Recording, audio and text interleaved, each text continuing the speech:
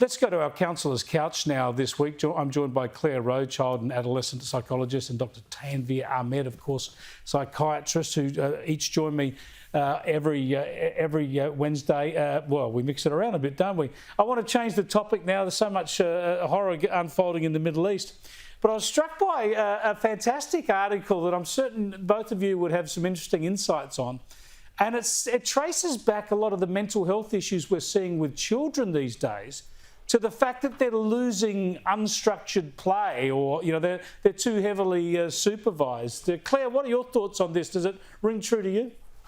Oh, absolutely, Chris. And we've known this for a while, and I think it's getting worse. And I think when I'm working with families and I tell them that kids need this unstructured play, I think they think it's so I can give kids a rest, and it's actually not. We know that there are crucial developmental processes that occur predominantly only in unstructured play. So if you're missing out on that, it's your social skills and your conflict resolution, emotional regulation, problem solving. So if your kid's missing out on that, it's part of their brain that's not developing. And I would go as far as to say that I think kids with unstructured play, and that is play without parents hovering, off doing their own thing, are really overrepresented with kids that I see with anxiety, depression, and even kind of ADHD behavioural disorders. So, yeah, I absolutely sit parents down and I go through their week, day by day.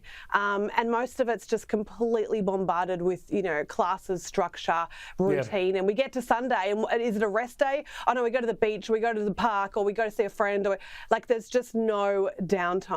Yeah, Tanveer, mucking around the local creek or the local park, we were able to do that. How does it? What sort of mental illnesses though does it manifest itself in, and how this lack of, I suppose, resilience that kids can end up with? Yeah, look, Chris, I think parents by and large are aware of that need, but there's a few trends that make it tougher. We've had basically a play deprivation experiment for several decades, and we're seeing some of the results in sort of high mental health disorders. But trends like declining community, working parents, and just a greater fear of danger has driven some of these behaviour. And there's another term called backseat children that a psychology academic began. And that's really, there's also the huge drive for credentials and status, and for kids where you feel like you're competing and you've got to give them all these extracurricular activities, and you're just taking them from one activity to another.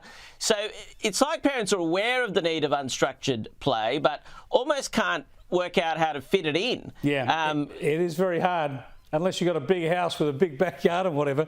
My kids were lucky they got to build a tree house at their grandma's farm during lockdown. And I was giving another kid a lift the other day, and he said, I just built a tree house. And I said, where did you build that? He said, on Minecraft. That's very interesting, Chris. That's not really what I was thinking about.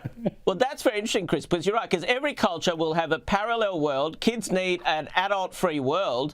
These days, the only place they are able to find that is online. Great stuff. Hey, Claire, I just want to get your thoughts on something you've sent to me about the fallout from The Voice and not catastrophising it for kids. Yeah, absolutely. I'm really concerned by the reaction by some parents who were staunch yes supporters.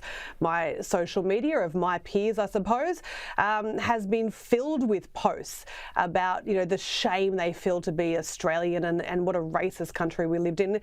Chris, that I've written about in the past, the importance, I think, of our children feeling patriotism and feeling proud to be Australian, because, if they're of this knowledge that we're an awful, racist, backward country and there's no hope, I think that absolutely plays into their mental health. And like we've discussed with climate change, I don't think it mobilises them at all to make a better future.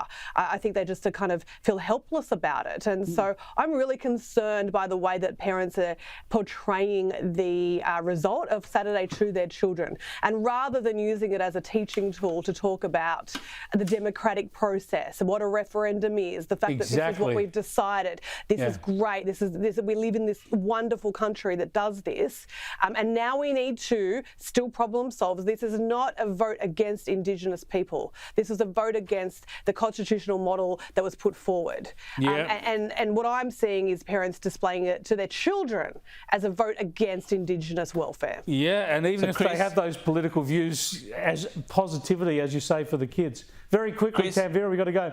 Key points. There's a term called therapeutic totalitarianism. Rod Dreher and American conservatives set it up. That's been growing in progressive circles. The Voice was a great example. You set up a group, you call them vulnerable and demand privileges for them, otherwise claim they're going to psychologically decompensate. And many of my colleagues suggested this. They're going to end up with all these mental health problems. And it's complete bollocks. But we saw that. You shouldn't set it up for a fall. We saw that throughout this debate. Yep, see what your point is there, Tanvir. We are right out of time. Thanks so much for joining us, Tanvir Ahmed and Clare Rowe.